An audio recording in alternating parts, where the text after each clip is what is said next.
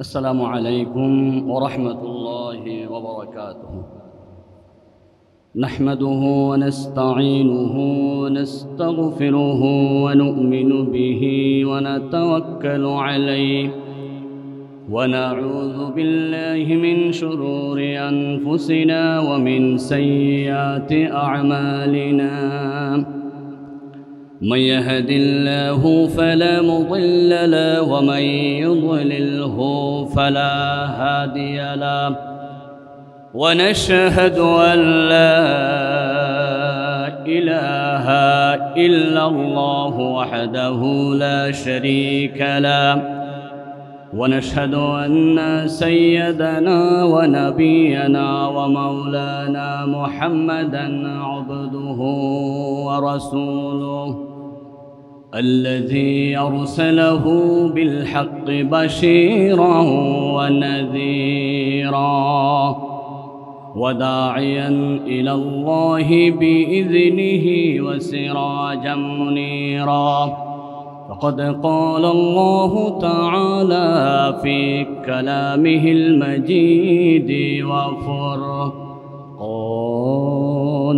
الحميد. সকলে জবান খুলে পড়ি আউযু বিল্লাহি মিনাশ শাইতানির রাজীম। বিসমিল্লাহির রহমানির রহিম।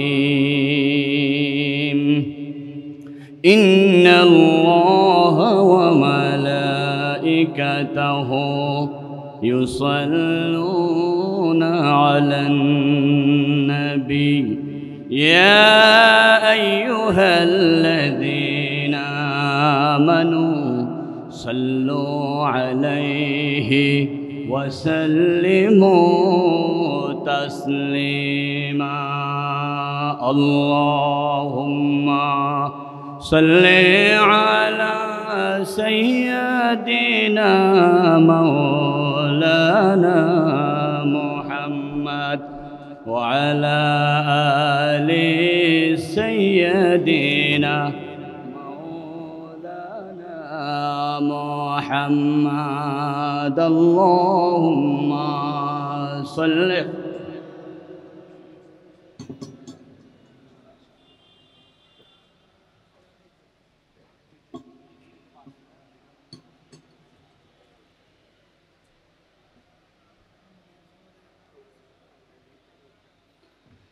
जग में जब आए मोहम्मद इस्लाम जिंदा हो गया। जग में जब आए मोहम्मद इस्लाम जिंदा हो गया। बोथों ने सब कलमा पढ़ा, काफिर मुसलमान हो गया। जग में जब है मोहम्मद इस्लाम जिंदा हो गया। अल्लाहुम्मा सल्ली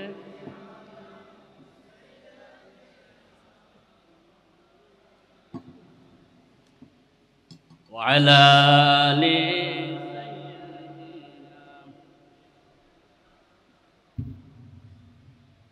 بلغ العلا بكماله كشف الدجى بجماله حسنت جميع خصاله। मुझे कुछ मिले या न मिले मुहम्मद मिले, यानी वो शय जिससे अल्लाह मिले। बलगल उला बिकमालिही हसनत जमीउ खुसालिही। बिस्मिल्लाहिर रहमानिर रहीम।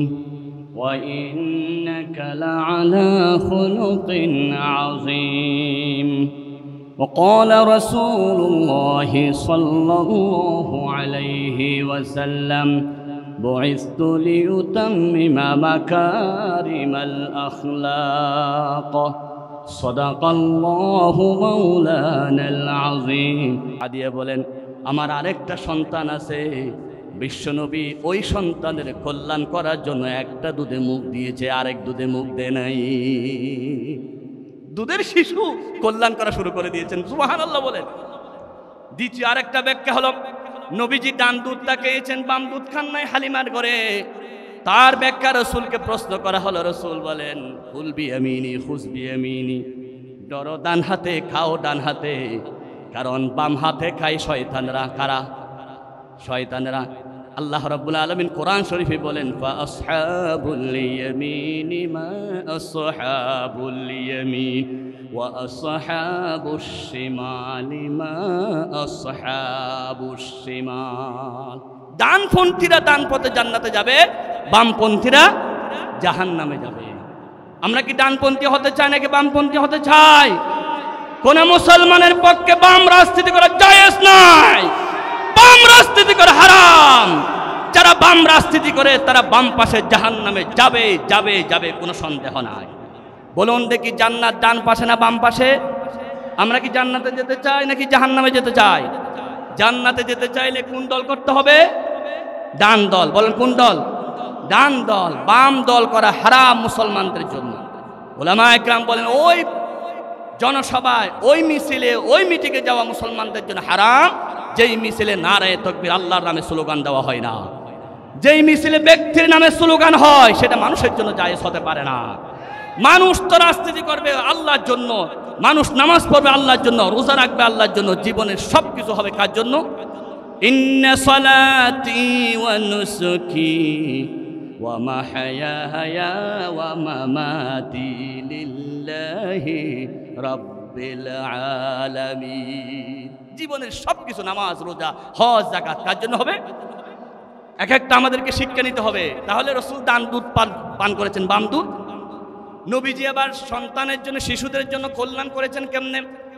রাসূলুল্লাহ নামাজের নিয়ত বাঁধতেন মসজিদে নববীতে কোনো শিশু যদি কান্না করত রাসূলুল্লাহ নামাজ সংক্ষিপ্ত করে দিতেন বলেন না সুবহানাল্লাহ রাসূল শিশুদের জন্য নামাজ সংক্ষিপ্ত করতেন আর আমরা শিশুদেরকে মেরে মসজিদ থেকে বের করে দিই বাহ যা বেটা মসজিদ থেকে যা শিশুর বাপ এসে বসে ইমাম সাহেব আমার ছেলেটাকে বের করে দিয়েছেন আমার ছেলে না বুঝে মসজিদে ঢুকেছে আমি বুঝি মসজিদ কত পবিত্র জিনিস 70 বছর আমাকে একদিনও দেখেছেন আমি কিন্তু মসজিদে ঢুকি না কারণ আমি জানি মসজিদ পবিত্র জিনিস ছেলেটা না বুঝে ঢুকছে আপনি বের করে দিচ্ছেন কেন আমরা ছেলেদেরকে বের করে দিই রাসূলুল্লাহ কল্যাণ করতে গিয়ে ছেলেদের জন্য নামাজ সংক্ষিপ্ত করে দিতেন সুবহানাল্লাহ বলেন রাসূলুল্লাহ সাল্লাল্লাহু আলাইহি ওয়াসাল্লাম বলেছেন আযান দেওয়ার পরে যারা মসজিদে আসে না আমার ইচ্ছে হয় তাদের ঘরে আগুন লাগাই দিতে কিন্তু ঘরে শিশু থাকার কারণে আমি রহমতের নবী শিশুদের প্রতি দয়া করে আগুন লাগাই না সুবহানাল্লাহ যুদ্ধে কোনো বাহিনী পাঠালে রাসূল বলেন খবরদার কোনো শিশুর উপর আক্রমণ করা যাবে না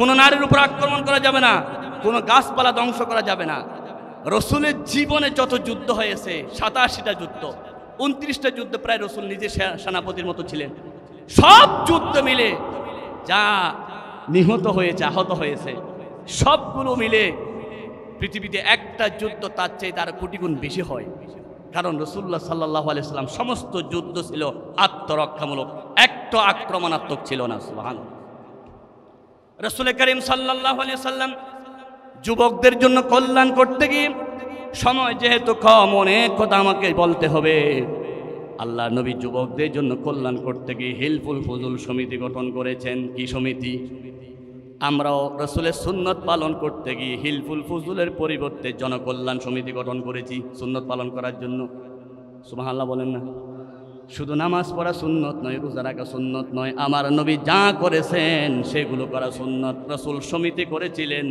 কারণ কি মানুষের উপকার করার জন্য মুসাফিরকে সাহায্য করার জন্য গরিব মিসকিন অসহায়কে সাহায্য করার জন্য আর জালেমদের থেকে জালেমকে মক্কা থেকে বিদায় করে দেওয়ার জন্য আল্লাহু আকবার বলেন এবার রাসূলুল্লাহর কল্যাণ দেখেন নারীদের জন্য আমার বোনেরা অসংখ্য মা বোনেরা এখানে হাজির হয়েছেন। আমার মায়েরা কান লাগান, একটু মন লাগান, আপনাদের জন্য বলতেছে রাসূল আপনাদের জন্য কি কল্যাণ করলেন। নবীজি যে সমাজে আসছিল, সমাজ তার নাম ছিল জাহেলি যুগ, দ্য এজ অফ ইগনোরেন্স। সেই সমাজের মূল ধাতু ছিল, মূল শক্তি ছিল মাইট ইজ রাইট, শক্তি যার, ক্ষমতা যার। সেই সমাজের মূল অস্ত্র ছিল ওয়ার, ওমেন অ্যান্ড ওয়াইন, যুদ্ধ, মকমত, নারী, এই তিনটা ছিল সেই সমাজের মূল জিনিস। নারী পেলে তারা ভোগ করতো আর তাদেরকে হত্যা করা হতো। সব সময় মদ পান করত, সব সময় তারা আমার বন্ধুগণ যুদ্ধে বিগ্রহ লিপ্ত থাকত। নবী করিম সাল্লাল্লাহু আলাইহি ওয়াসাল্লাম যে যুগে আসছিলেন সেই যুগে এমনভাবে নারী হত্যা করা হতো। কোরআনুল কারীম পারা নম্বর হলো 14, পৃষ্ঠা নম্বর হলো 12, সূরার নাম হলো সূরাতুন নাহাল। আল্লাহ রাব্বুল আলামিন বলেন সূরাতুন নাহালে, ওয়া ইযা বুশিরা আহাদুহুম বিল উনথা যাল্লা ওয়াজহুহু মুসওয়াদ্দান ওয়া হুয়া কাযীব। যখনই কোনো মানুষকে বলা হতো তোমার ঘরে একটা মেয়ে হয়েছে, সাথে সাথে মেয়ের বাবা চেহারা কালো করে ফেলতো এবং মন খারাপ করে ফেলতো। কারণ কি? কারণ হলো এই মেয়ের জন্য সমাজে লাঞ্ছিত হতে হবে। সেই জাহেলি যুগে মেয়ে হলে মন খারাপ করত, এখন কি মন খুশি করে? এখন তো অসংখ্য মানুষ মেয়ে হওয়ার কারণে স্ত্রীকে তালাক দিয়েছে, প্রমাণ আছে কি নাই? তোর পেট থেকে শুধু নারী হয় কেন? জোরে বলো নাউজুবিল্লাহ। এটা মারাত্মক জুলুম। সেই নারী দেওয়া মেয়ের কাজ নয়, ছেলের কাজ নয়, একমাত্র কার কাজ? কোরআনুল কারীম পারা নম্বর হলো 25, পৃষ্ঠা নম্বর হলো 7, সূরার নাম হলো যুখরাফ, আয়াত নম্বর হলো 49। আল্লাহ রাব্বুল আলামিন বলেন, লিল্লাহি মুলকুস সামাওয়াতি ওয়াল আরদি ইয়াখলুকু মা ইয়াশা ইয়াহাবু লিমান ইয়াশাউ ইনাসা ওয়া ইয়াহাবু লিমান ইয়াশাউ যুকুর। আল্লাহু আকবার। আল্লাহ রাব্বুল আলামিন বলেন, আকাশ এবং জমিনের একচ্ছত্র মালিককে? জনগণ। আমরা বলি না ক্ষমতার মালিক জনগণ, সুবহানাল্লাহ নাকি নাউজুবিল্লাহ।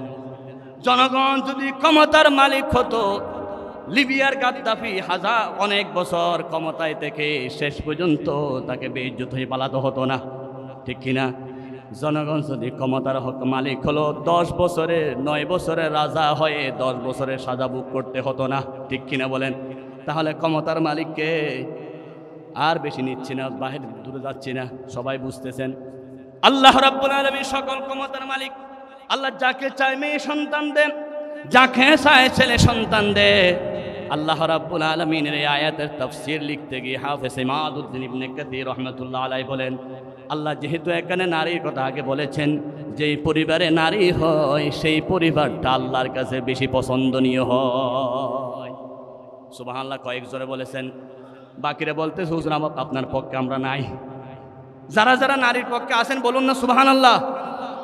আমি নারীর সাথে প্রেম করার কথা বলতেছি, নাউজুবিল্লাহ। আমার মা নারী, আমার বোন নারী, সেই নারী জাতির সম্মানার্থে সবাই বলুন সুবহানাল্লাহ।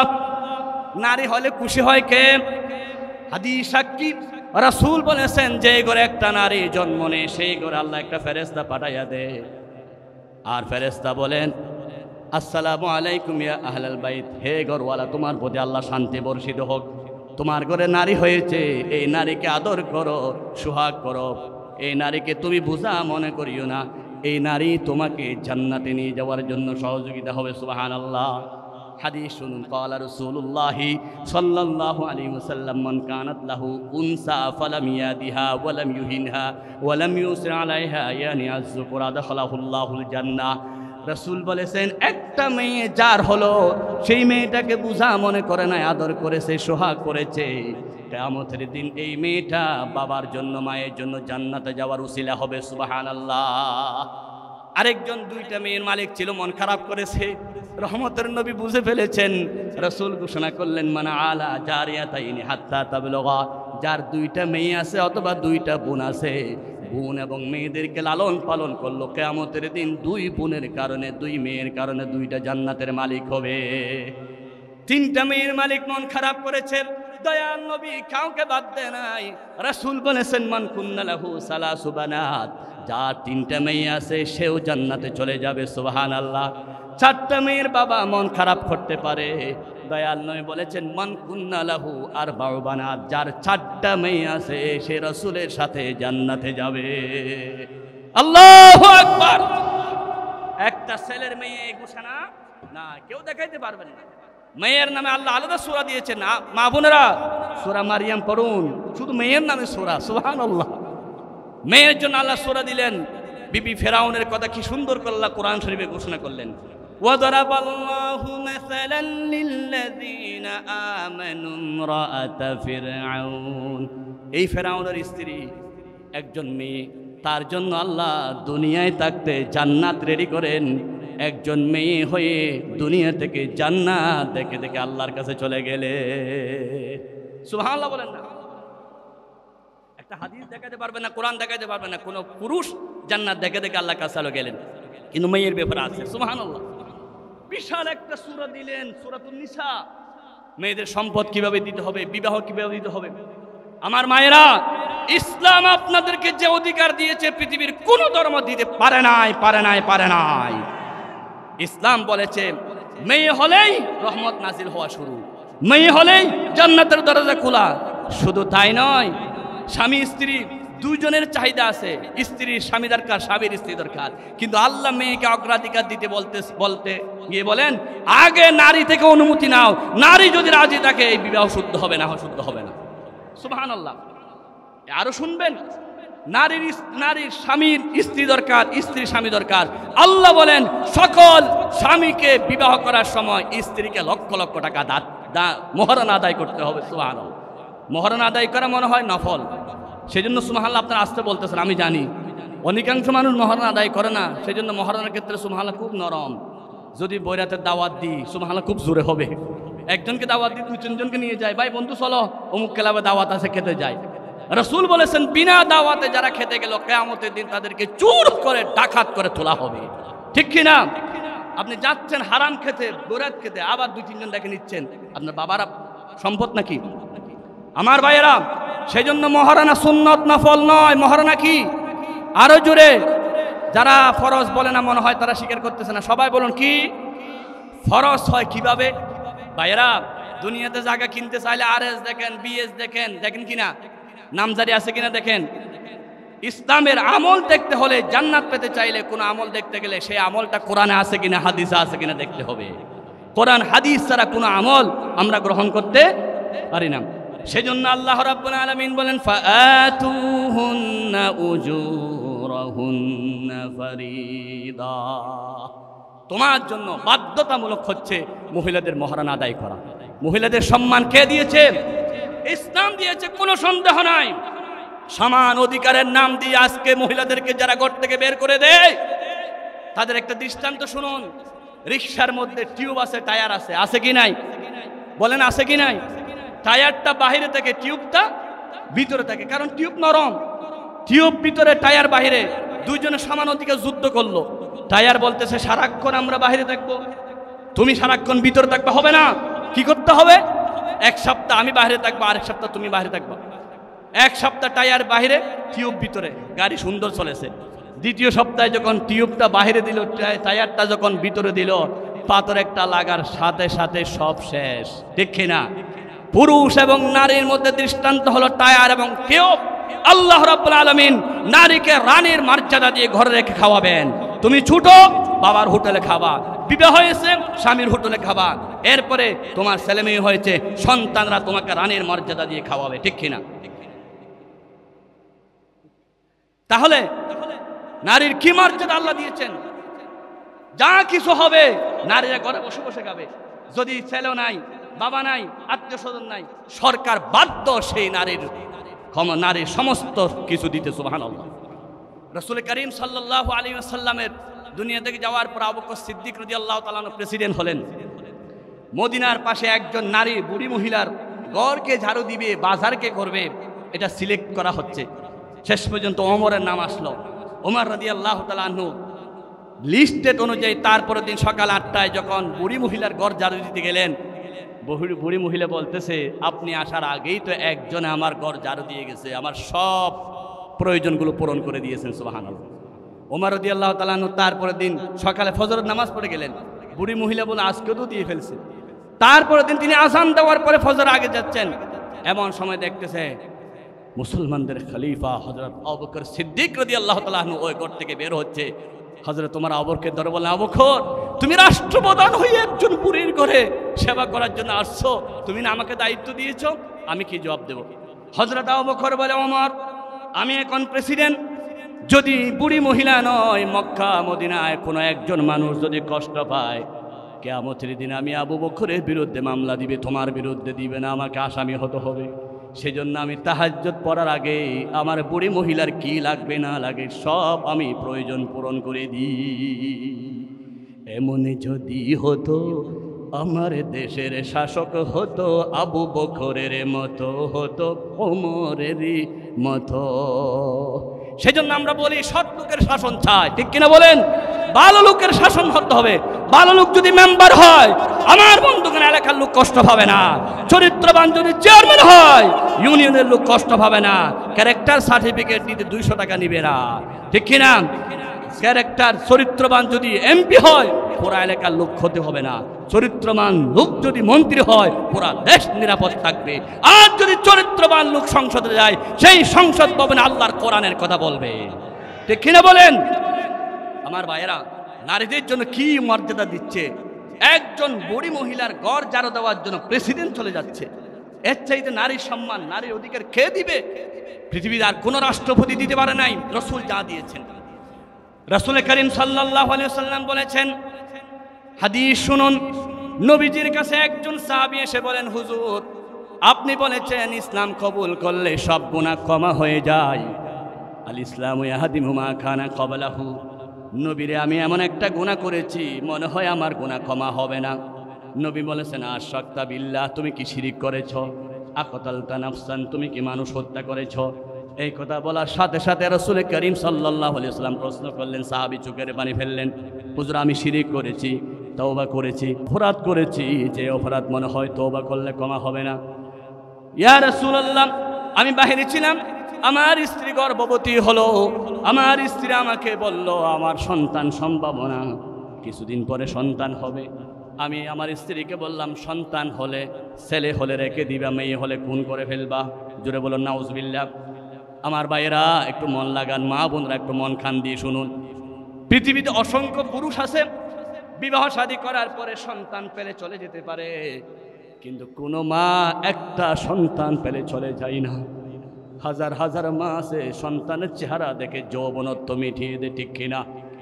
মায়ের অন্তর আল্লাহ এমন মহাব্বত ভালোবাসা দিলেন, আপনি দুনিয়া আসার পরে সবার সাথে সম্পর্ক হয়ে গেলে তারা স্বার্থ যদি উদ্ধার করতে পারে আপনাকে মহাব্বত করবে, স্বার্থ না পেলে করবে না। কিন্তু নিঃস্বার্থ ভালোবাসা 1 নম্বর আল্লাহ, আর 2 নম্বর নিঃস্বার্থ ভালোবাসার নাম হলো মা জননী। সেজন্য রাসূল করিম সাল্লাল্লাহু আলাইহি ওয়াসাল্লাম বলেছেন, বাবুল বিররি ওয়াস সালার প্রথম হাদিস, হাদিসের রাবি হচ্ছে আবু হুরায়রা রাদিয়াল্লাহু তাআলা আনহু, যিনি সবচাইতে বেশি হাদিস বর্ণনা করেছেন, 5374টা হাদিস বর্ণনা করেছেন। রাসূল করিম সাল্লাল্লাহু আলাইহি ওয়াসাল্লামকে প্রশ্ন করলেন, মান হাক্কুন নাসি বিহুসনি সাহাবাতি, দুনিয়াতে সবচাইতে বেশি সেবা করতে হবে কার? নবী বললেন, তোমার মা।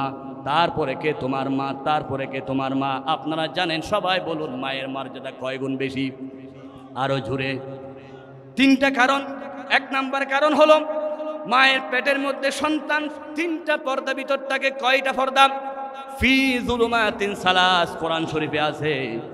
সন্তান মায়ের প্রসব বেদনা শুরু হলে সন্তান পা দিয়ে নাড়াচাড়া করে, লাথি মারে, একটা পর্দা ছিঁড়ে যায়, তখন আস্তে আস্তে পানি বের হয়। ডাক্তাররা বলে পানি বের হলে সন্তান হওয়ার সম্ভাবনা আছে কি নাই। এরপরে 2 নম্বর পর্দা ছিঁড়ে যায়, তখন রক্ত ভাঙে। 3 নম্বর পর্দা যখন ছিঁড়ে যায়, তখন সন্তান দুনিয়া আসে। 3টা পর্দা ভেদ করে, সেজন্য মায়ের মর্যাদা বাবার চাইতে 3 গুণ বেশি। 2 নম্বর কারণ, কোরআনুল কারীম পারা নম্বর 26 পৃষ্ঠা নম্বর 2 সূরা নাহকাব আয়াত নম্বর 15 লাইন নম্বর 11 রুকু নম্বর 2 আল্লাহ বলেন, ওয়া ওয়াসাইনাল ইনসানা বিওয়ালিদাইহি ইহসানা হামালাতুহু উম্মুহু কুরহাম ওয়া ওয়াদাআতুহু কুরহা ওয়া হামলুহু ওয়া ফিসালুহু সালাসুনা শাহরা। জুরবুল আল্লাহু আকবার। আল্লাহ বললেন আমি তোমাদেরকে উপদেশ দিচ্ছি তোমরা মা বাবার সাথে সৎ আচরণ করো। উলামা ইকরাম যারা আছেন তারা জানেন এখানে আল্লাহ ইহসানান মাফউলে মুতলাক ব্যবহার করেছেন। ফাইল মাযুব আহসিনু, আহসিনু ইহসানান, মা বাবার সাথে সৎ আচরণ করো।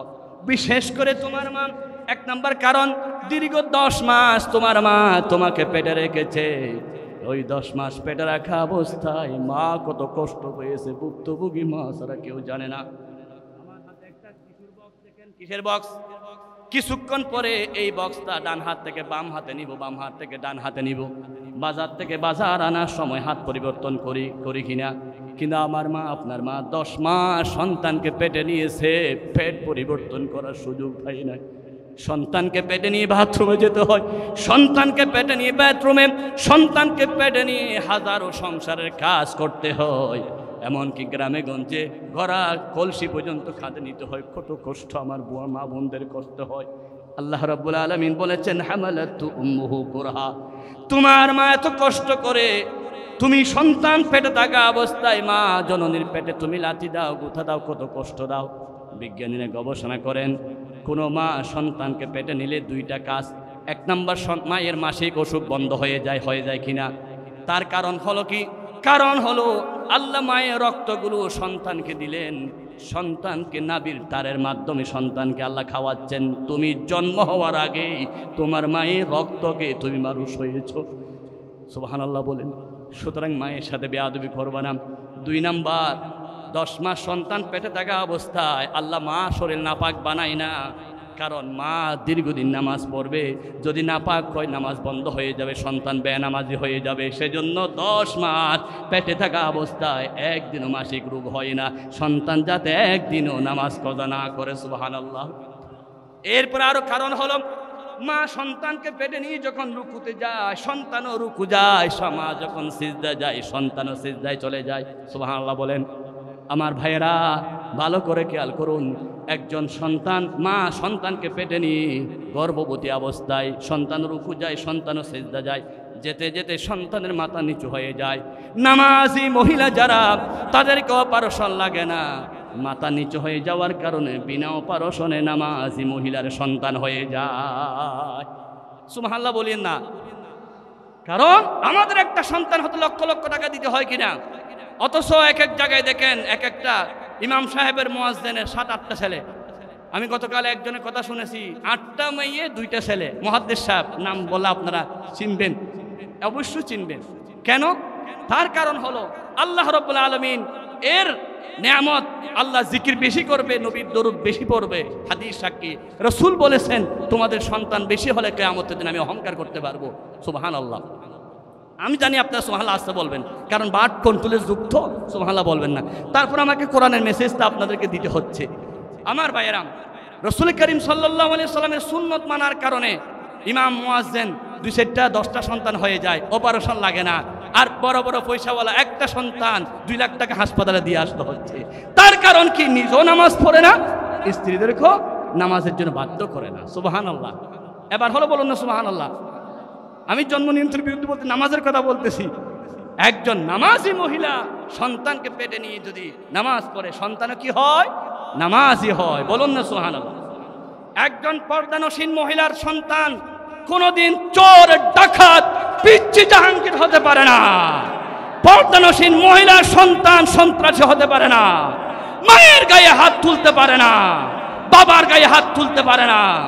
আজকে অসংখ্য সন্তান মা বাবার গায়ে হাত তুলে, শুধু সন্তানের দোষ নয়, খবর নিয়ে দেখুন মা জননী বেপরদা। ঠিক কিনা? করোনার সিজনে আমরা সবাই মুখের মধ্যে মাস্ক পরছি না, পরছেন কিনা? একজন ডাক্তারকে জিজ্ঞাসা করি মাস্ক পরতে লাভ কি?